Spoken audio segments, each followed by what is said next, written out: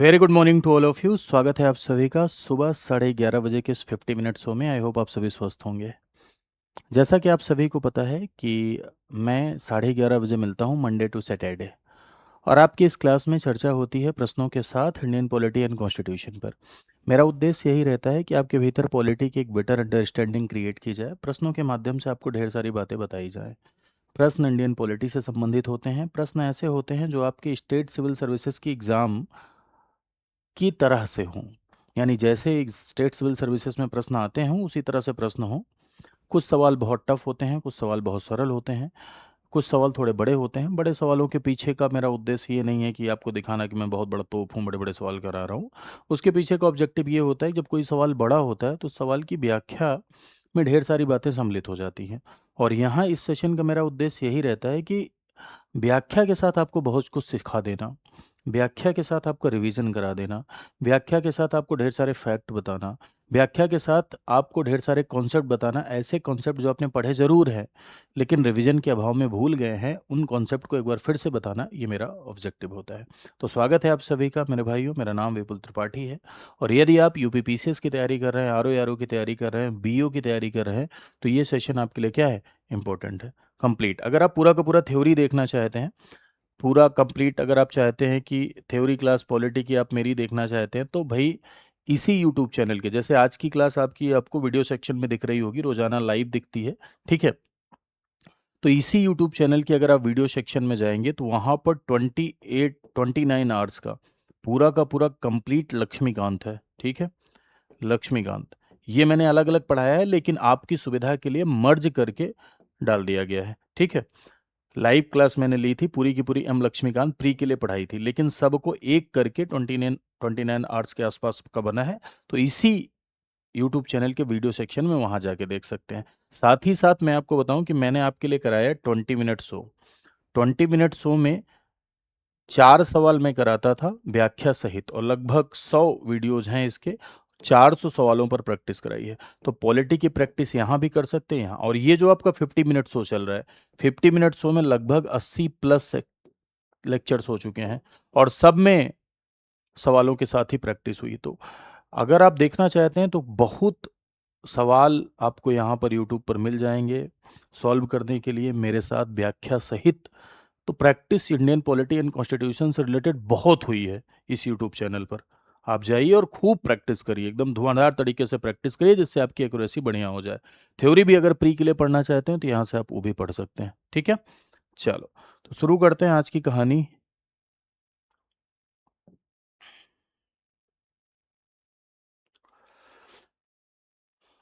देखिए, पहला सवाल आपका लिखा हुआ है, 1773 के रेगुलेटिंग अधिनियम के संबंध में निम्नलिखित कथनों में से कौन सा सही है? Which of the following statement is correct regarding the regulating act 1773? पहला लिखा है कि इस अधिनियम के अंतर्गत कलकत्ता में 1774 में एक सुप्रीम कोर्ट की स्थापना की गई। Under this act a supreme court was established in Calcutta in 1774। दूसरा लिखा है, इस अधिनियम ने मद्रास और बंबई के गवर्नर को बंगाल का गवर्नर जनरल के अधीन कर दिया। देखो, ये 1773 का जो रेगुलेटिंग एक्ट है, कहा जाता है यहीं से हमारे भारत देश में कानून के राज की शुरुआत हो रही है। मेंस में एक सवाल पूछा जाता है कि धीमी ही सही, कमज़ोर ही सही, लेकिन कानून के राज की शुरुआत हुई। ये अंग्रेज़ों द्वारा ईस्ट इंडिया कंपनी पर कंट्रोल करने के लिए, ईस्ट इंडिया कंपनी पर नियंत्रण करने के लिए अंग्रेज़ों के द्वारा बनाया गया पहला कानून था। क्यों बनाया गया, क्यों ऐसी ज़रूरत पड़ी, तो थोड़ा सा मुझे सुनिएगा 2 मिनट तक। एक्चुअली क्या था कि आप जानते हैं कि जब प्लासी और बक्सर का युद्ध हुआ, तो प्लासी और बक्सर के युद्ध के बाद से ये तय हो गया कि अंग्रेजों के पास इंडिया में पॉलिटिकल पावर रहेगी, अंग्रेजों में खासकर ईस्ट इंडिया कंपनी के पास। और ईस्ट इंडिया कंपनी यहाँ पर पॉलिटिकली बहुत स्ट्रांग हो गई। अब पॉलिटिकली बहुत जब स्ट्रांग हो गई, तो बंगाल में जब उसका आधिपत्य हो गया, तो वहाँ पर उन्होंने अपना किलेबंदी करना शुरू कर दी, सेना रखना शुरू कर दी। और कोई भी प्राइवेट कंपनी, ये कहाँ वहाँ की प्राइवेट कंपनी ही तो थी, कोई भी अगर प्राइवेट कंपनी भारत की, भारत से बाहर जाए किसी देश में और वहाँ अपनी सेना बना ले, उसके सैनिक हो जाएं, उसकी पॉलिटिकल पावर बहुत मजबूत हो जाए, तो कल को हमारे लिए भी तो चुनौती हो सकती थी, हो सकती है। तो वैसे ही ईस्ट इंडिया कंपनी कहीं ना कहीं इंग्लैंड के लिए भी चुनौती बन रही थी। दूसरा, ईस्ट इंडिया कंपनी यहाँ कमर्शियल वर्क के लिए, व्यापार के लिए आई थी। व्यापार में उसको घाटा लग रहा था, उसने बैंक ऑफ लंदन में लोन के लिए अप्लाई किया था। तो ईस्ट इंडिया कंपनी का ब्रिटिश पार्लियामेंट में बड़ा विरोध हो रहा था। इवन जो ईस्ट इंडिया कंपनी की राइवलरी कंपनियां थी, जो इनकी विरोधी कंपनियां थी, वो इस बात का विरोध कर रही थी कि अकेले इनको भारत की तरफ व्यापार करने की अनुमति क्यों है। तो ईस्ट इंडिया कंपनी का ब्रिटिश पार्लियामेंट में विरोध, ईस्ट इंडिया कंपनी का घाटे में जाना, ईस्ट इंडिया कंपनी का पॉलिटिकली बहुत मजबूत होना, पॉलिटिकली बहुत ज्यादा ईस्ट इंडिया कंपनी का स्ट्रांग होना, और ईस्ट इंडिया कंपनी में करप्शन भी फैल गया था। 1965 से जब ईस्ट इंडिया कंपनी के पास पावर इस तरह से आई, पॉलिटिकल पावर, उसके बाद तो भाई जो ईस्ट इंडिया कंपनी के अधिकारी आराम से राजा महाराजाओं से खूब पैसा लेते, आराम जाते वहां इंग्लैंड, दूसरी शादी करते, मस्त फार्म हाउस बनाते रहते। करप्शन भी बहुत हो गया था। तो ऐसे में ये महसूस किया गया कि ईस्ट इंडिया कंपनी को कंट्रोल करने की जरूरत है, यानी ईस्ट इंडिया कंपनी पर नियंत्रण करने की जरूरत है। और उस इसीलिए इसीलिए पहला कानून ईस्ट इंडिया कंपनी को कंट्रोल करने के लिए बनाया गया अंग्रेजों के द्वारा, और जिसका नाम हुआ मेरे भाई रेगुलेटिंग एक्ट 1773, यानी रेगुलेटिंग अधिनियम 1773। ठीक है, ये ईस्ट इंडिया कंपनी को कंट्रोल करने के लिए बनाया गया पहला लॉ था। इससे धीमे ही सही, कमजोर ही सही, लेकिन हमारे भारत देश में कानून के राज की शुरुआत हुई। इसके द्वारा कलकत्ता में, हाँ, ईस्ट इंडिया कंपनी के द्वारा कलकत्ता में एक सुप्रीम कोर्ट की स्थापना की गई, लेकिन ये आज का सुप्रीम कोर्ट नहीं है। अगर आपसे मैं कहूं कि आज का जो सुप्रीम कोर्ट है वो किसका प्रतिरूप है, तो गवर्नमेंट ऑफ इंडिया एक्ट 1935 के तहत, भारत शासन अधिनियम 1935 के तहत एक फेडरल कोर्ट बनाया गया था, एक संघीय न्यायालय बनाया गया था। आज का जो सुप्रीम कोर्ट है वो उसी संघीय न्यायालय का प्रतिरूप है, यानी वो उसी फेडरल कोर्ट का प्रतिरूप है। उस समय 1774 में जो सुप्रीम कोर्ट बना था वो एग्जीक्यूटिव पे कंट्रोल के लिए तो बना था, लेकिन वो सुप्रीम था ही नहीं, उसका सिर्फ नाम सुप्रीम कोर्ट था। सुप्रीम कोर्ट का मतलब यह होता है कि ऐसा कोर्ट जिसके खिलाफ आप कहीं अपील नहीं कर सकते हैं, जो सर्वोच्च हो, उसके खिलाफ आप कहीं चुनौती नहीं दे सकते हैं, उसके जजमेंट के खिलाफ, उसे सुप्रीम कोर्ट कहते हैं। लेकिन उस समय जो कलकत्ता में सुप्रीम कोर्ट बना था उसके खिलाफ आप इंग्लैंड की प्रिवी काउंसिल में अपील कर सकते थे। अपील का मतलब समझते हैं, लोअर कोर्ट के जजमेंट के खिलाफ जब आप हायर कोर्ट जाते हैं तो उसे अपील कहते हैं। तो उस समय का सुप्रीम कोर्ट सिर्फ नाम का सुप्रीम कोर्ट था। तो 1773 में रेगुलेटिंग एक्ट के तहत, 1773 के रेगुलेटिंग एक्ट के तहत 1774 में एक सुप्रीम कोर्ट की स्थापना हुई थी कलकत्ता में, जिसमें 4 जज थे, और जो चीफ जस्टिस थे उनका नाम था एलिजा हिम्पे। तो ये सही हो जाएगा। इस अधिनियम ने मद्रास और बंबई के गवर्नर को बंगाल के गवर्नर जनरल के अधीन किया, ये भी आपका क्या हो जाएगा, सही हो जाएगा। तो इसमें सी आपका राइट आंसर हो जाएगा, यानी सही आंसर हो जाएगा। ठीक है, नेक्स्ट पर आते हैं।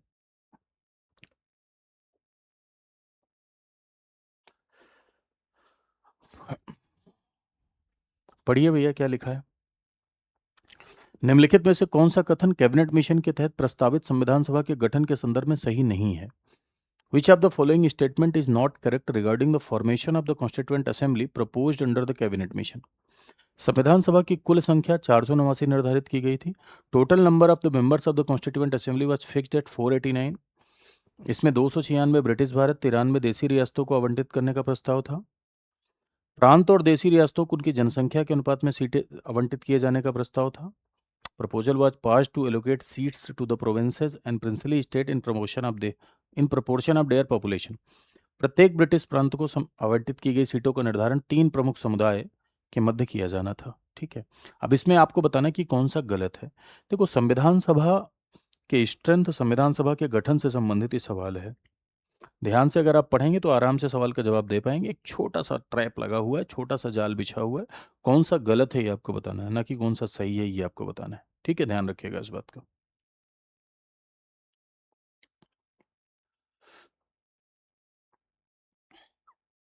देखिए,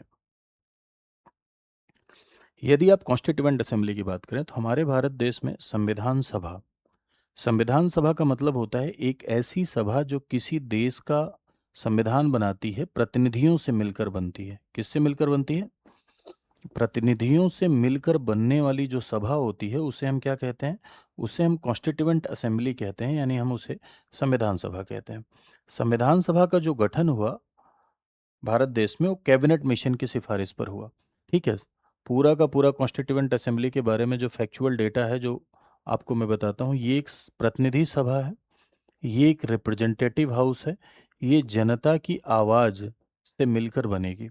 इसका जो गठन हुआ, इस्टेब्लिशमेंट हुआ, वो कैबिनेट मिशन की सिफारिश पर हुआ। कैबिनेट मिशन की सिफारिश पर, यानी on the recommendation of cabinet mission. ठीक है। संविधान सभा की बात करने वाला पहला मिशन क्रिप्स मिशन था, लेकिन क्रिप्स मिशन की सिफारिशों को रिजेक्ट कर दिए थे। कैबिनेट मिशन की सिफारिश पर इसका गठन हुआ। संविधान सभा की जो स्ट्रेंथ है, यानी संविधान सभा की जो संख्या, तो कैबिनेट मिशन की सिफारिश पर संविधान सभा की संख्या का निर्धारण इस आधार पर किया गया, सॉरी किस आधार पर किया गया, जनसंख्या के आधार पर किया गया। यानी पॉपुलेशन के बेसिस पर, जनसंख्या के आधार पर संविधान सभा की संख्या का निर्धारण किया जाएगा, और जिसमें 10 लाख पर एक आदमी संविधान सभा में आएगा, बैठेगा और भारत का संविधान बनाएगा, ऐसा तय किया गया। 10 लाख पर एक आदमी संविधान सभा में आएगा। और उस समय अगर आप इंडिया की बात करें, तो उस समय 1946 में संविधान सभा का गठन कैबिनेट मिशन की सिफारिश पर हुआ, और उस समय इंडिया की जो पॉपुलेशन थी वो लगभग 40 करोड़ के आसपास थी। तो ये तय हुआ कि 389 लोग कॉन्स्टिट्यूएंट असेंबली में जाएंगे, यानी संविधान सभा में जाएंगे, 389 लोग जाएंगे, है ना। अब ये 389 में कहाँ कहाँ जाएंगे, तो उस समय पूरा का पूरा भारत दो भागों में बटा हुआ था। एक था अंग्रेजी भारत। अंग्रेजी भारत यानी जहां डायरेक्टली अंग्रेज शासन किया करते थे, जिसे आप ब्रिटिश प्रोविंस कहते थे, अंग्रेजी प्रांत, वहां से 292 सीटें। और इसी अंग्रेजी भारत का ही एक पार्ट था चीफ कमिश्नरी एरिया, जिसे मुख्य आयुक्त के क्षेत्र कहते थे, जैसे दिल्ली, ब्रिटिश बलूचिस्तान, अजमेर, मेरवाड़, ठीक है, और कुर्ग। ये चार आपके क्या थे, ये चीफ कमिश्नरी एरिया थे। ये भी एक तरीके से अंग्रेजी क्षेत्र ही थे, जहां पर डायरेक्टली अंग्रेज रूल किया करते थे। तो ये 296 जो सीट हैं ब्रिटिश प्रोविंस वाली, इन पर इलेक्शन होगा, इस पर चुनाव होगा। वैसे ही चुनाव होगा, ये तय हुआ भाई कि ये चुनाव के द्वारा भरी जाएंगी। वैसे ही इलेक्शन जैसे प्रेसिडेंट का होता है, राष्ट्रपति का होता है, प्रोपोर्शनल रिप्रेजेंटेशन से। बचा 93। तो एक देसी भारत था जहां पर अंग्रेज डायरेक्ट तो रूल नहीं करते थे, वहां राजा महाराजा थे, लेकिन थे वो भी अंग्रेजों की ही कठपुतली, वो भी अंग्रेजों की ही पपेट थे, यानी अंग्रेजों की ही कठपुतली थे। तो इन 93 सीटों को नॉमिनेशन के द्वारा, मनोनयन के द्वारा भरा जाना तय हुआ उस समय। यानी मनोनीत किए जाएंगे। कौन मनोनीत करेगा, राजा महाराजा जो हैं वो मनोनीत करेंगे। ठीक है, अपने यहाँ के किसी आदमी को भेज देंगे कि आप जाइए कॉन्स्टिट्यूएंट असेंबली में। ठीक, तो कुल मिला के 296 पर चुनाव तय हुआ, 93 पर 93 मनोनीत होकर जाएंगे, ये तय हुआ। सीट का जो निर्धारण हुआ जनसंख्या के आधार पर हुआ। प्रांतों में तीन समुदाय में बांटा गया था। क्या, तीन प्रमुख समुदायों के बीच में सीट का निर्धारण किया गया था, और वो तीन प्रमुख समुदाय थे आपके सामान्य, मुस्लिम और सिख। हिंदू नहीं था, ध्यान रखना, इसके चक्कर में सवाल गलत हो जाता है। सामान्य में ही मुस्लिम और सिख के अलावा सारे सम्मिलित थे। ठीक है, तो ये भी आपका स्टेटमेंट सही हो जाएगा। जनसंख्या के अनुपात में सीट आवंटित किए जाने का प्रस्ताव सही हो जाएगा। 296 ब्रिटिश भारत और 93 देसी रियासतों को आवंटित करने का प्रस्ताव था, यह भी आपका सही हो जाएगा। कुल संख्या 489 निर्धारित की गई थी, यह आपका गलत हो जाएगा। कुल संख्या 489 नहीं निर्धारित की गई थी, कुल संख्या 389। ठीक है,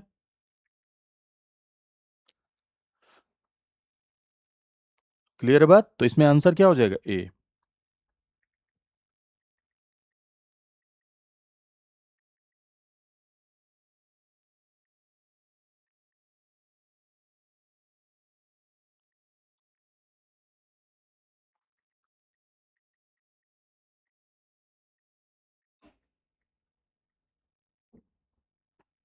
क्लियर बात, ठीक। आगे आते हैं नेक्स्ट पर, अगले सवाल पर। गलत पूछा था इसमें, अगला भी आपका कॉन्स्टिट्यूएंट असेंबली से रिलेटेड ही सवाल है। लिखा हुआ है, संविधान सभा के संदर्भ में निम्नलिखित कथनों में से कौन सा सही है, which of the following statement is a correct in the contest of the constituent assembly. संविधान सभा द्वारा 22 जुलाई 1947 को राष्ट्रीय ध्वज अपनाया गया था। The national flag was adopted by constituent assembly on 22 of July. भारतीय संविधान के निर्माण की प्रक्रिया 2 साल 11 माह और 18 दिन में पूरी हुई। The process of drafting of the Indian constitution was completed in 2 year 11 months and 18 days। ठीक है, अब इसमें आपको बताना है कि कौन सा राइट स्टेटमेंट है, यानी कौन सा सही है। सही उत्तर बताना है, ध्यान रखना है इस बात का। National flag was adopted by constituent assembly on July 22 1947। 2 साल 11 माह और 18 दिनों में पूरी हुई। तो देखो, ये जो छोटे छोटे फैक्ट हैं, ये आपके यहाँ सवालों के रूप में पूछ लिए जाते हैं। जैसे मैं आपको कुछ फैक्ट बताता हूँ, कुछ इंपॉर्टेंट फैक्ट इससे रिलेटेड। कि यदि आप कॉन्स्टिट्यूएंट असेंबली में कुछ डेट जो सबसे इंपॉर्टेंट डेट्स हैं, तो इसमें सबसे इंपॉर्टेंट डेट 9 दिसंबर 1946, इस दिन संविधान सभा की पहली बैठक हुई जिसमें 211 लोगों ने पार्टिसिपेट किया। ठीक है। 11 दिसंबर 1946, इस दिन संविधान सभा की एक इंपॉर्टेंट बैठक है, इस दिन अध्यक्ष बने राजेंद्र प्रसाद। ठीक। 13 दिसंबर 1946, इस दिन हमारा ऑब्जेक्टिव रेजोल्यूशन यानी हमारा सपना आया कि हम भारत का संविधान कैसे बनाना चाहते हैं, किस तरह का बनाना चाहते हैं। पंडित नेहरू, फिफ्थ मीटिंग थी ये। पंडित नेहरू ने प्रस्ताव प्रस्तुत किया। प्लस एक डेट इंपॉर्टेंट है आपकी, 22 जुलाई 1947। 22 जुलाई 1947 को आपका ये जो नेशनल फ्लैग है, राष्ट्रीय ध्वज को स्वीकार किया गया। 22 जुलाई 1947 को राष्ट्रीय ध्वज, नेशनल फ्लैग क्या हुआ, स्वीकार हुआ। 26 नवंबर 1949 संविधान बन के तैयार हुआ, एडॉप्ट हुआ, इनेक्ट हुआ, लेकिन पूरी तरीके से उस दिन लागू नहीं हुआ। 24 ऑफ जैन 1950, इस दिन संविधान सभा की लास्ट मीटिंग थी, संविधान सभा की अंतिम बैठक थी। इस दिन नेशनल एंथम को एक्सेप्ट किया गया, नेशनल सॉन्ग, राष्ट्रीय गीत को एक्सेप्ट किया गया। इसी दिन 284 लोगों ने कॉन्स्टिट्यूएंट असेंबली, माफ कीजिएगा, संविधान पर सिग्नेचर किया। 284 लोगों ने संविधान पर हस्ताक्षर किया, जिसमें 8 महिलाएं भी थी। टोटल महिलाओं की संख्या संविधान सभा में 15 थी, लेकिन हस्ताक्षर कितनों ने किया था, 8 ने किया था। 26 जनवरी, इस दिन डेट ऑफ कमेंसमेंट है, पूरी तरीके से संविधान लागू हुआ 26 जनवरी। बनकर तैयार हुआ 26 नवंबर को ही, लेकिन लागू पूरी तरीके से 26 जनवरी को इसलिए हुआ क्योंकि प्रत्येक वर्ष हम 26 जनवरी को स्वाधीनता दिवस मनाते थे और 1930 से मनाते चले आ रहे थे। तो इस दिवस के महत्व को न भुलाया जा सके, इसीलिए जो लागू करने की तिथि चुनी गई वो 26 जनवरी चुनी गई। ठीक है। और चलिए इधर आते हैं, लिखा हुआ 22 जुलाई 1947 को राष्ट्रीय ध्वज को अपनाया गया। अब 22 जुलाई 1947 को राष्ट्रीय ध्वज को अपनाया गया, ये ठीक। एक डेट और इंपॉर्टेंट है, मैं भूल गया बताना, जो सबसे ज्यादा, 22 जनवरी 1947, उस दिन ऑब्जेक्टिव रेजोल्यूशन को एक्सेप्ट किया गया था संविधान सभा के द्वारा, जो आगे चल के प्रस्तावना बना, वो भी इंपॉर्टेंट है। तो कॉन्स्टिट्यूएंट असेंबली ने 22 जुलाई 1947 को राष्ट्रीय ध्वज अपनाया गया, सही लिखा है। संविधान सभा की निर्माण प्रक्रिया 2 साल, हाँ, संविधान सभा को 2 साल 11 माह 18 दिन लगे। ये विश्व का सबसे बड़ा रिटन कॉन्स्टिट्यूशन है। संविधान को बनने में लगभग 64 लाख रुपए का खर्च आया। संविधान को बनने में लगभग 60 देशों के संविधान का अध्ययन किया गया। ठीक है, लगभग 64 लाख रुपए का खर्च आया। कुल 11 सत्र आयोजित किए गए, जिसमें अगर आप अंतिम बैठक को काउंट कर लेते हैं तो कुल 12 सत्र हो जाते हैं। 3 रीडिंग्स हुई, यानी 3 वाचन हुए। ठीक। तो ये भी आपका क्या हो जाएगा, सही हो जाएगा। तो दो का दोनों स्टेटमेंट इसमें क्या है आपका, सही है। क्लियर है बात? आई होप आप सवाल समझ गए होंगे।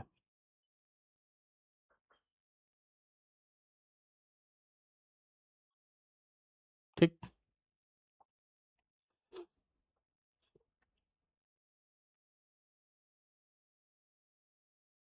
अच्छा, जैसे कि आप मेरे टेलीग्राम के साथ, जैसे मान लो कोई डाउट हो आपको, आप मुझसे कुछ पूछना चाहते हैं, यदि आप कोई कोर्स ले रहे हैं, उसमें आप डिस्काउंट एक्सपेक्ट कर रहे हैं, कोई जेन्युइन रीज़न है आपका, आप मुझे मैसेज करना चाहते हैं, तो मेरे भाई आप मुझे यहाँ मैसेज कर सकते हैं। देखो, मैं टेलीग्राम का एक, हर क्लास में मैं एक क्यूआर कोड दिखाता हूँ, उसको स्कैन करके आप मेरे टेलीग्राम के साथ जुड़ सकते हैं। लेकिन जो लोग स्कैन नहीं करते हैं, आलस में रहते हैं, टेलीग्राम पे आप जाया करिए और आप ये लिख दिया करिए, मेरा नाम लिखिए, विपुल त्रिपाठी। अभी क्लास ख़त्म नहीं हुई है।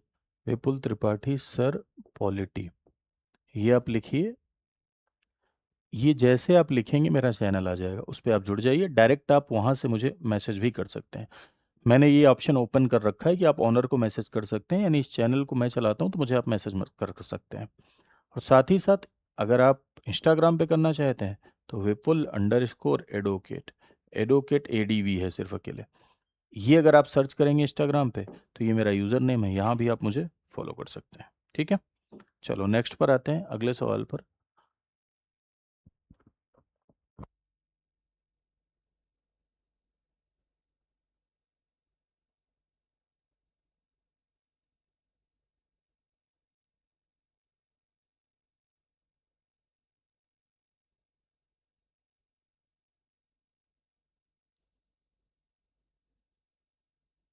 देखो, समितियों से रिलेटेड सवाल है, यानी कमेटीज से रिलेटेड सवाल है। लिखा हुआ है संघ शक्ति समिति जवाहरलाल नेहरू, प्रांतीय संविधान समिति सरदार पटेल, प्रारूप समिति डॉक्टर अंबेडकर, मौलिक अधिकार उप समिति राजेंद्र प्रसाद। इसमें कौन सा सही सुमेलित है? तो देखिए, एक बात समझिए, सबसे पहला सवाल तो ये, क्या कॉन्स्टिट्यूएंट असेंबली ने समितियों के माध्यम से कार्य किया? हाँ। समितियों ने संविधान सभा को एक्सपर्टाइज प्रोवाइड किया। समितियों ने संविधान सभा को विशेषज्ञता प्रदान की, एक्सपर्टाइज प्रदान किया। साथ ही साथ समितियों ने सभा के बर्डन को कम किया। समितियों ने सभा के बर्डन को कम किया और समितियों ने संविधान सभा को विशेषज्ञता प्रदान की, यानी संविधान सभा को एक्सपर्टाइज प्रदान किया। छोटी बड़ी समितियां बनी हुई थी, जैसे जिसमें आप देखेंगे संघ शक्ति समिति। संघ शक्ति समिति के चेयरमैन पंडित नेहरू थे। यूनियन कॉन्स्टिट्यूशनल कमेटी, संघ संविधान समिति के चेयरमैन पंडित नेहरू थे। राज्यों के लिए समझौता समिति, उसके चेयरमैन पंडित नेहरू थे। ये तीनों इंपॉर्टेंट है। प्रांतीय संविधान समिति, प्रोविंशियल कॉन्स्टिट्यूशनल कमेटी के चेयरमैन सरदार पटेल थे। मौलिक अधिकार से संबंधित सलाहकार समिति बनी थी, उसके चेयरमैन सरदार पटेल थे, इंपॉर्टेंट है। माइनॉरिटीज से रिलेटेड सलाहकार समिति बनी थी, उससे चेयरमैन सरदार पटेल थे, इंपॉर्टेंट है। प्रारूप समिति, ये तो पूरे के पूरे कॉन्स्टिट्यूएंट असेंबली की सबसे इंपॉर्टेंट समिति थी। इसका गठन 29 अगस्त 1947 को किया गया, जिसके अध्यक्ष डॉक्टर अंबेडकर थे। डॉक्टर अंबेडकर को मिला के 6 सदस्य और थे: कन्हैयालाल मणिकलाल मुंशी, अल्लादी कृष्णा स्वामी अय्यर, एन गोपाला स्वामी अयंगर, सैयद मोहम्मद सादुल्ला, एन माधव राव, टी कृष्णामाचारी। तो ये ड्राफ्टिंग कमेटी के मेंबर थे। इस ड्राफ्टिंग कमेटी ने संविधान का अंतिम प्रारूप तैयार किया, जिस पर सभा में चर्चा हुई। मौलिक अधिकार उप समिति, तो मौलिक अधिकार उप समिति के चेयरमैन डॉक्टर राजेंद्र प्रसाद नहीं थे भाई। देखो, सब कमेटीज में अगर आप जाने तो अल्पसंख्यक उप समिति के चेयरमैन जो थे एस.सी. मुखर्जी थे, और मौलिक अधिकार उप समिति के चेयरमैन जे.वी. कृपलानी थे। ठीक है। और राजेंद्र स्टीयरिंग कमेटी के चेयरमैन राजेंद्र प्रसाद थे। प्रक्रिया नियम समिति के चेयरमैन राजेंद्र प्रसाद थे, ना कि मौलिक अधिकार। ये गलत हो जाएगा, तो इसमें 3 जोड़ा सुमेलित है।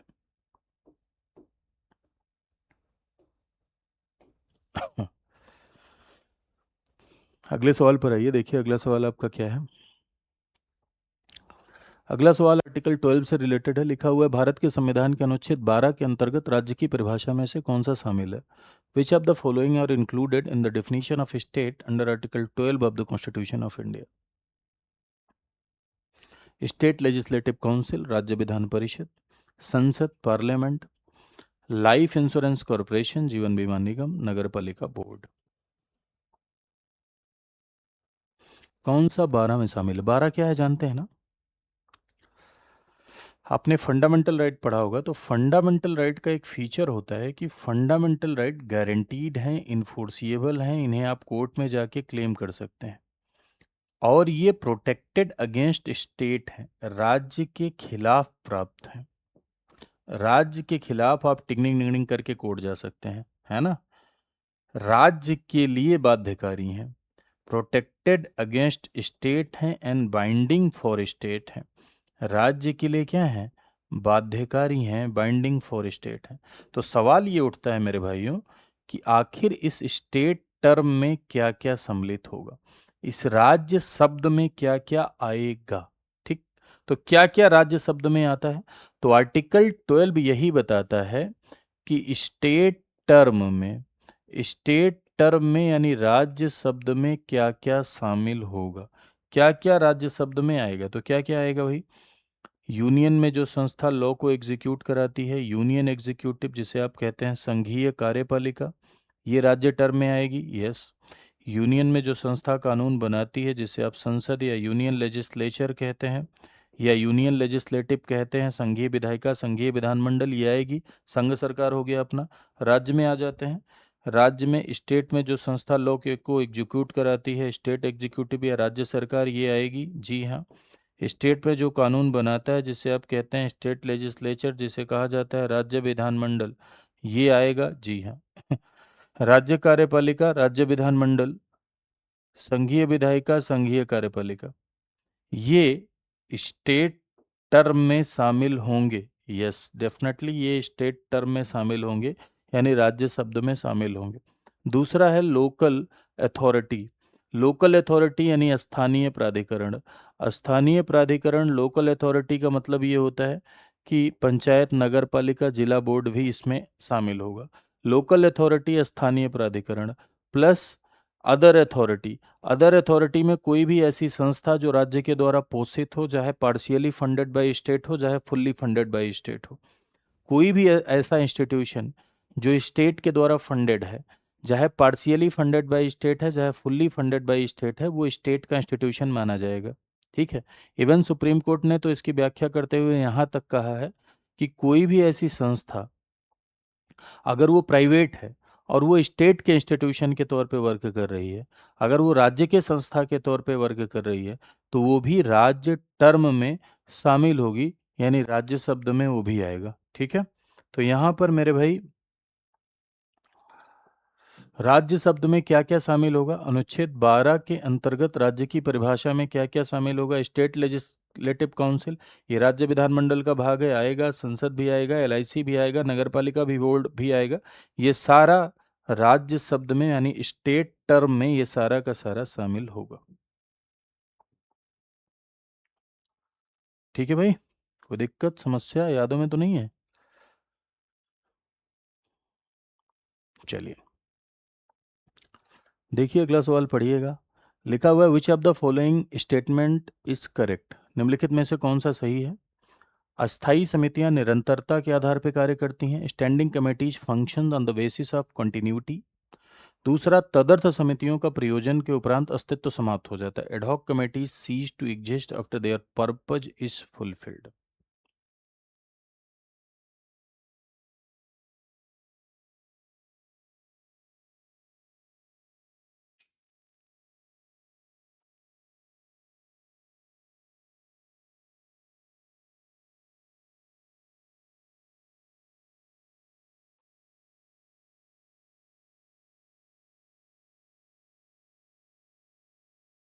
देखो, यदि आप पार्लियामेंट्री कमेटीज की बात करें या संसदीय समितियों की बात करें, क्यों बनाई जाती हैं पार्लियामेंट्री कमेटीज, तो सबसे पहला इसका रीजन ये समझो, आखिर संसदीय समितियां क्यों बनाई जाती हैं? क्या उद्देश्य है हमारे भारत देश में पार्लियामेंट्री कमेटीज का? संसदीय समितियों का भारत देश में क्या ऑब्जेक्टिव है? क्या उद्देश्य है संसदीय समितियों का, सवाल ये है। तो संसदीय समितियों का सबसे पहला ऑब्जेक्टिव तो ये होता है कि ये संसद के बोझ को, पार्लियामेंट के बर्डन को कम करती हैं। पहली बात, संसद के बर्डन को कम करती हैं, संसद के बोझ को कम करती हैं। और दूसरी बात, ये संसद को एक्सपर्टाइज प्रदान करती हैं, ये संसद को विशेषज्ञता प्रदान करती हैं, यानी ये संसद को एक्सपर्टाइज प्रदान करती हैं। दैट मीन्स कि ये पार्लियामेंट को एक्सपर्टाइज प्रदान करती हैं, ये संसद को विशेषज्ञता प्रदान करती हैं। संसदीय समितियां, ठीक है। संसद में समितियां मेरे भाइयों दो प्रकार की होती हैं। ये जो समितियां होती हैं, ये जो कमेटीज होती हैं, ये समितियां पार्लियामेंट में यानी संसद में जो समितियां हैं, ये दो प्रकार की होती हैं, टू टाइप की होती हैं। एक होती है जिसे आप कहते हैं स्टैंडिंग कमेटी। स्टैंडिंग कमेटी जिसे कहा जाता है अस्थाई समितियां। क्या कहा जाता है? एक होती हैं स्टैंडिंग कमेटी जिसे अस्थाई समितियां कहा जाता है, ठीक। और एक होती हैं जिसे आप कहते हैं एडहॉक कमेटी। एडहॉक कमेटी जिसे तदर्थ समितियां कहा जाता है। क्या कहा जाता है? जिसे तदर्थ समिति कहा जाता है, यानी एडहॉक कमेटी कहा जाता है। ठीक है। स्टैंडिंग अस्थाई समितियां जिसे आप कहते हैं स्टैंडिंग कमेटी, एडहॉक यानी तदर्थ समिति, ये दो तरह की समितियां होती हैं। ठीक। अस्थाई समितियां कौन सी समितियां हैं, तदर्थ कौन सी हैं? तो अस्थाई का मतलब ये है कि जो अस्थाई नेचर की होती हैं, जिनका अस्थाई कार्यकाल होता है, ठीक है, जिनका अस्थाई टर्म होता है। जैसे पीएसी अस्थाई कार्यकाल, एस्टीमेट कमेटी अस्थाई कार्यकाल, कमेटी ऑन पब्लिक एंटरप्राइज सार्वजनिक उद्यम समिति अस्थाई कार्यकाल। तदर्थ समिति जैसे आपकी प्रवर सिलेक्ट कमेटी होती है, जैसे आपकी ज्वाइंट संयुक्त समिति होती है, ये तदर्थ, ये अस्थायी नेचर की होती हैं। किसी बात की एडवाइजरी के लिए, किसी बात की जांच के लिए, जैसे कोई विधेयक आया तो उस विधेयक पर स्क्रूटनी के लिए गठित की जाती हैं। जब इनका उद्देश्य पूरा हो जाता है तब ये समितियां क्या हो जाती हैं, समाप्त हो जाती हैं। जब इनका ऑब्जेक्टिव फुलफिल हो जाता है, जब इनका उद्देश्य पूरा हो जाता है, तब ये समाप्त हो जाती हैं। तो दो तरह की समितियां आपको भारत देश में देखने को संसद में मिलेंगी। तो अस्थाई समितियां निरंतरता के आधार पर कार्य करती हैं, अस्थाई होती हैं। तदर्थ समितियों का प्रयोजन उपरांत अस्तित्व समाप्त हो जाता है, सही है। तो इसमें आपका लिखा जाएगा first and second is your right answer.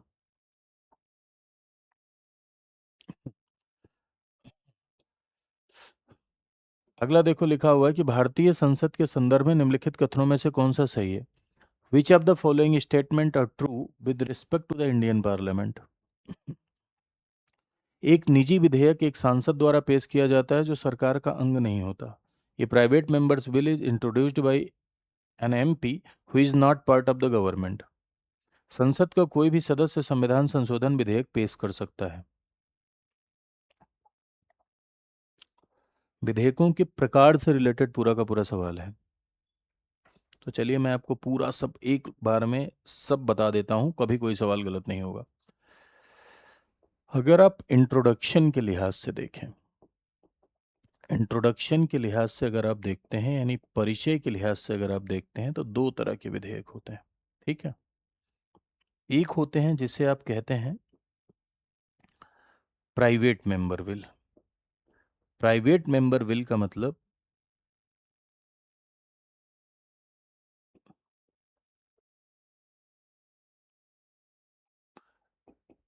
Introduce करने के आधार पर।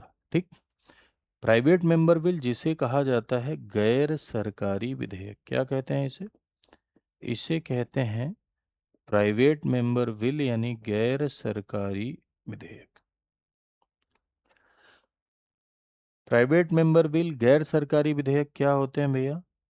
गैर सरकारी विधेयक यानी प्राइवेट मेंबर बिल का अर्थ ये होता है कि ऐसे विधेयक जो नॉन मिनिस्टर्स के द्वारा लाए जाएं, ऐसे विधेयक जो गैर मंत्रियों के द्वारा, नॉन मिनिस्टर्स के द्वारा, यानी ऐसे विधेयक जो गैर मंत्री के द्वारा प्रेजेंट किए जाएं।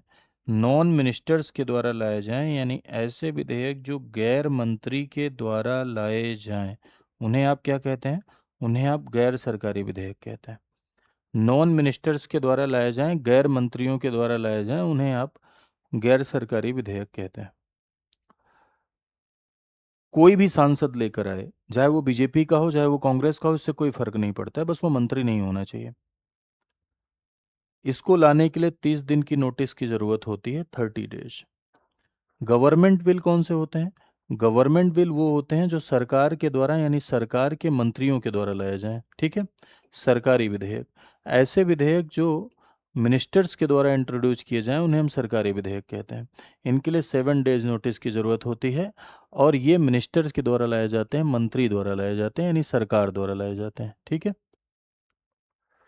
अब सवाल उठता है कि कौन, जैसे एक विधेयक होता है आपका ऑर्डिनरी बिल, साधारण विधेयक, है ना? तो साधारण विधेयक कौन ला सकता है? तो साधारण विधेयक दोनों ला सकते हैं। साधारण विधेयक आपका जो होता है, इसे मंत्री भी ला सकते हैं, यानी ये प्राइवेट मेंबर बिल भी हो सकता है, ये गवर्नमेंट बिल भी हो सकता है। सरकार के द्वारा भी लाया जा सकता है, प्राइवेट मेंबर के द्वारा भी। मनी बिल, मनी बिल सिर्फ और सिर्फ गवर्नमेंट बिल होगा। धन विधेयक कभी भी कोई प्राइवेट मेंबर प्रेजेंट नहीं कर सकता है। धन विधेयक सिर्फ और सिर्फ मंत्री के द्वारा लाया जाएगा, ध्यान रखना। धन विधेयक मंत्री के अलावा कोई नहीं लाएगा, लालू जी की आवाज में। धन विधेयक सिर्फ मिनिस्टर्स के द्वारा लाया जाएगा, सिर्फ मंत्री के द्वारा लाया जाएगा, प्राइवेट मेंबर नहीं ला सकता इसको। कॉन्स्टिट्यूशनल अमेंडमेंट बिल, संविधान संशोधन विधेयक, संविधान संशोधन विधेयक गवर्नमेंट बिल भी हो सकता है, प्राइवेट मेंबर बिल भी हो सकता है। गवर्नमेंट बिल भी हो सकता है, ये प्राइवेट मेंबर बिल भी हो सकता है। ठीक है। दोनों हो सकता है, government bill private member bill दोनों हो सकता है। तो देखो यहां पर क्या लिखा हुआ है। एक निजी विधेयक सांसद द्वारा पेश किया जाता है जो सरकार का अंग नहीं होता। ठीक है। बीजेपी का हो सकता है, पार्टी का हो सकता है, सरकार का अंग नहीं होगा, मतलब मंत्री नहीं होगा। संसद का कोई भी सदस्य संविधान संशोधन विधेयक प्रस्तुत कर सकता है, बिल्कुल सही लिखा हुआ है, सदस्य प्रस्तुत कर सकता है। मंत देखो, मनी बिल ऐसा बिल है जो सिर्फ मंत्री द्वारा लाया जाता है, बाकी विधेयक मेंबर और मंत्री दोनों के द्वारा लाए जा सकते हैं। तो इसमें फर्स्ट एंड सेकंड दोनों आपका क्या हो जाएगा? दोनों आपका राइट स्टेटमेंट हो जाएगा, यानी दोनों आपका सही हो जाएगा। ठीक है। क्लियर है बात, समझ रहे हैं ना? हाँ, जज्बाती तो नहीं हो रहे हो? समझ रहे हो? तब ठीक है। चलिए, अगले सवाल पर आते हैं। देखिए आपका अगला सवाल क्या है। अगला सवाल आपका नो कॉन्फिडेंस मोशन से रिलेटेड है। अविश्वास प्रस्ताव के संदर्भ में निम्नलिखित कथनों में से कौन सा सही है? Which of the following statement is correct regarding no confidence motion? अविश्वास प्रस्ताव किसी एक मंत्री के विरुद्ध लाया जाता है। अविश्वास प्रस्ताव के समर्थन में कम से कम 50 सदस्यों का समर्थन आवश्यक है। किसी एक मंत्री के विरुद्ध लाया जाता है। और दूसरी बात लिखी है, इसके समर्थन में कम से कम कितने लोग चाहिए? 50 लोग लाने के लिए चाहिए। तो देखो, अविश्वास प्रस्ताव एक ऐसा प्रस्ताव होता है जो एक मंत्री के खिलाफ नहीं, पूरी मंत्रिपरिषद, यदि विपक्ष को ऐसा लगे कि सरकार के पास बहुमत नहीं है, सरकार के पास मेजॉरिटी नहीं है, तो पूरी की पूरी मंत्रिपरिषद के खिलाफ ये प्रस्ताव लाया जाता है। और अगर प्रस्ताव पारित हो गया तो पूरी की पूरी सरकार को इस्तीफा देना पड़ेगा। क्यों? नो कॉन्फिडेंस मोशन अगर पारित हो गया तो इससे ये प्रतीत होता है कि सरकार के पास बहुमत नहीं है, यानी सरकार के पास मेजॉरिटी नहीं है। नो कॉन्फिडेंस मोशन अगर पास हो गया तो उससे ये प्रतीत होता है कि सरकार के पास मेजॉरिटी नहीं है, यानी सरकार के पास बहुमत नहीं है। तो नो कॉन्फिडेंस मोशन एक मंत्री के खिलाफ नहीं, बल्कि पूरी की पूरी काउंसिल ऑफ मिनिस्टर के खिलाफ लाया जाता है, पूरी की पूरी मंत्रिपरिषद के खिलाफ लाया जाता है। ठीक है, ये गलत होगा। हाँ, लाने के लिए कम से कम 50 सदस्यों का समर्थन चाहिए। ये सिर्फ लोकसभा में लाया जाएगा, क्योंकि मंत्रिपरिषद किसके प्रति उत्तरदायी होती है? मंत्रिपरिषद लोकसभा के प्रति उत्तरदायी होती है, तो इस सिर्फ लोकसभा में लाया जाएगा। इसको लाने के लिए 50 सदस्यों का समर्थन चाहिए, इसे सिर्फ लोकसभा में लाया जाता है। तो अविश्वास प्रस्ताव के समर्थन में कम से कम 50 सदस्यों का समर्थन आवश्यक है। The support of at least 50 members is required for the no confidence motion. अविश्वास प्रस्ताव के समर्थन में कम से कम 50 सदस्यों का समर्थन आवश्यक होता है, ये बात ठीक है। ठीक। दूसरा लिखा हुआ है कि अविश्वास प्रस्ताव किसी एक मंत्री के विरुद्ध लाया जाता है, वो गलत हो जाएगा। हाँ, और अविश्वास प्रस्ताव अगर पारित हुआ तो पूरे के पूरे काउंसिल ऑफ मिनिस्टर को रिजाइन करना पड़ेगा। क्यों? क्योंकि आप जानते हैं कि पार्लियामेंट्री सिस्टम में सरकार डॉक्ट्रिन ऑफ मेजोरिटी से चलती है, बहुमत के सिद्धांत से चलती है। और बहुमत का सिद्धांत ये कहता है कि if you will enjoy the majority then enjoy the government. अगर आप मेजोरिटी एंजॉय करते हैं तब आप गवर्नमेंट एंजॉय करते हैं। मेजोरिटी गए हो तो सरकार गए हो, सीधा सा कॉन्सेप्ट है ना? अगर बहुमत गया तो सरकार गई। और नो कॉन्फिडेंस मोशन अगर पारित हो जाएगा तो उसका मतलब क्या है? नो कॉन्फिडेंस मोशन अगर पारित हो जाएगा तो उसका मतलब यही होता है कि सरकार के पास मेजोरिटी नहीं है, तो सरकार को क्या देना पड़ेगा? इस्तीफा देना पड़ेगा। ठीक है, चलिए। तो आई होप आपने सेशन को एंजॉय किया होगा। अगर आपको अच्छा लगा तो जरूर आप बताइएगा कि आपको कैसा लगा। ये सवाल का आंसर आप कमेंट सेक्शन में बताइए। Which of the following statement are correct? मुख्यमंत्री विधानसभा का सत्र बुलाने और स्थगित करने के संबंध में राज्यपाल को सलाह नहीं दे सकता। मुख्यमंत्री सभा पटल पर सरकारी नीतियों की घोषणा करता है। इसमें कौन सा राइट आंसर है, ये आपको कमेंट सेक्शन में बताना है। देखिएगा, पढ़िएगा और कमेंट सेक्शन में बताइएगा। और ये भी बताइएगा क्लास कैसी लगी। कुछ सूचना आपके लिए और है, ये सूचना भी आप ले लीजिए भाई, कि इस समय आप जान ही रहे हैं कि हमारे यहाँ सेल चल रही है, फ्रीडम सेल। ठीक है, नीचे स्लाइड्स आप देख ही रहे होंगे कि फ्रीडम सेल चल रही है और इसमें अप टू 79% का डिस्काउंट मिल रहा है। देखो, सबसे पहले तो मैं आपको ये बता दूं कोचिंग क्यों जरूरी है। अगर आपको सारी किताबें समझ में आ रही हैं, सारे टेक्स्ट बुक, तो कोचिंग की ज़रूरत नहीं है। लेकिन अगर आपको लग रहा है कि किताबें कोई हमें पढ़ा दे, तब आपको कोचिंग की ज़रूरत है। कोचिंग चीज़ों को आसान करती है, आपका रास्ता आसान बनाती है। और हम एक कोचिंग है, पीसीएस की कंप्लीट तैयारी हमारे यहाँ होती है। प्री के स्पेशल बैच भी हैं, मेंस के भी हैं, टेस्ट सीरीज भी है, प्री मेंस का कॉम्बो बैच भी है इंटरव्यू के साथ। जो कॉम्बो में सबसे पॉपुलर बैच है वो आरंभ। आरंभ हिंदी अंग्रेजी दोनों माध्यम के बच्चों के लिए है, यानी इंग्लिश बाइलिंगुअल बैच है। आरंभ अगर आप लेते हैं ना तो इसमें सब इंक्लूड हो जाता है। आरंभ में 1100 प्लस घंटे की लाइव क्लास पढ़ाई जाती है, लाइव क्लास 1100 प्लस घंटे की, प्री मेंस दोनों की। मेंटरशिप फ्री देते हैं, इंटरव्यू गाइडेंस फ्री देते हैं, किताबें आपके घर जाती हैं। ये आरंभ प्लेटिनम की बात कर रहा हूं मैं। एक आरंभ गोल्ड भी आता है, गोल्ड में सिर्फ सिलेबस पढ़ने को मौका मिलता है। लेना हमेशा प्लेटिनम चाहिए। प्लेटिनम में किताबें आपके घर जाती हैं। प्लेटिनम में आपको एक रिकॉर्डेड कोर्स प्री का 5,000 का वो अलग से मिलता है। एक मेंस का रिकॉर्डेड कोर्स वो भी अगर आप देखेंगे तो अलग से मिल रहा है 5,000 के आसपास का। एक एनसीईआरटी का रिकॉर्डेड कोर्स, एक मल्टीपल चॉइस क्वेश्चन का रिकॉर्डेड कोर्स और एक फाउंडेशन वैसा ही जैसे आप लाइव पढ़ रहे हैं वैसे ही रिकॉर्डेड कोर्स मिलता है। और सबसे बड़ी बात यह कि अगर आप प्री पास कर लेंगे तो आपका पैसा वापस हो जाता है। और इस समय जितना डिस्काउंट चल रहा है उसमें पूरा साल उतना डिस्काउंट नहीं मिलता, सिर्फ न्यू ईयर पे इतना डिस्काउंट मिलता है और अभी जो चल रहा है, तो इस समय आपके पास बम्पर डिस्काउंट चल रहा है। ठीक है, कैसे डिस्काउंट अवेल करेंगे, ये कोड लगाइए वीएल लाइव, ये कोड अगर आप लगाएंगे तो आपको पूरा का पूरा डिस्काउंट मिल जाएगा। ठीक है, मैं बता दे रहा हूँ, प्राइस भी आपको बता दे रहा हूँ। देखो ये है प्राइस, आरंभ की जो प्राइस है वो है 14,999 इस समय, ये कोड लगाने के बाद वीएल लाइव। ठीक है, अभ्युदय ये प्योर हिंदी का है, इसका भी यही प्राइस है। पीसीएस प्री के लिए 7,499, R O foundation 6,999, mains 4,499, BO 3,999 और टेस्ट सीरीज 1,299। पहले 100 विद्यार्थियों के लिए क्या है, ये छूट है, जो स्पेशल छूट आपकी चल रही है। ध्यान रखिए कि कैसे आप इसमें इनरोल कर सकते हैं, कैसे ज़्यादा जानकारी हासिल कर सकते हैं। तो मैं आपको बताऊं, दो तरीके हैं आपके पास। एक तो तरीका ये है कि आप चले जाइए कहाँ, यहाँ स्टडी आई के ऊपर, www.studyIQ.com पर जाइए, पॉपुलर ऑनलाइन कोर्स में जाइए, स्टेट पीसीएस पे सिलेक्ट करिए, उत्तर प्रदेश पे सिलेक्ट करिए। अब यहाँ जाइए आरंभ पे, आरंभ जाने के बाद यहाँ देखिए दोनों गोल्ड और प्लेटिनम में जो डिफरेंस है वो पढ़िए, डाउनलोड करके पूरा जानकारी लीजिए। वाई नाउ पे जाइए, मोबाइल नंबर डालिए, ओटीपी डालिए।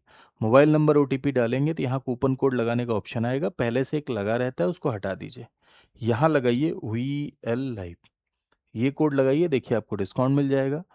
देखिए ये 9,999, 16,499 ये, लेकिन मेरे भाइयों इस समय फ्रीडम सेल के अंतर्गत आपको इस पर भी पहले 100 विद्यार्थियों के लिए छूट चल रही है। उस छूट का लाभ अगर आपको उठाना है तो आप इस तरह से इस नंबर पे कॉल कर लीजिए, 9289996923। इस पर अगर आप कॉल करेंगे और उनको आप बताएंगे कि आप मेरी क्लास से आए हैं और आपने ये कोड लगाकर डिस्काउंट दीजिए, अगर आप उनको कहिएगा कि ये कोड लगाकर हमको डिस्काउंट दीजिए, तो वो लोग आपको ये कोड लगाकर, टीम के लोग डिस्काउंट दे देंगे।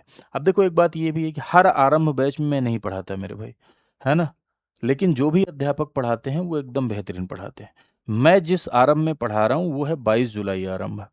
तो अगर आपको स्पेशली ये पॉलिटी मुझसे ही पढ़नी है तो आप 22 जुलाई आरंभ में इनरोल करिएगा, उसमें मैं पढ़ा रहा हूँ। आप बोल देंगे तो हाँ, आप 22 जुलाई में भी इनरोल हो जाएंगे।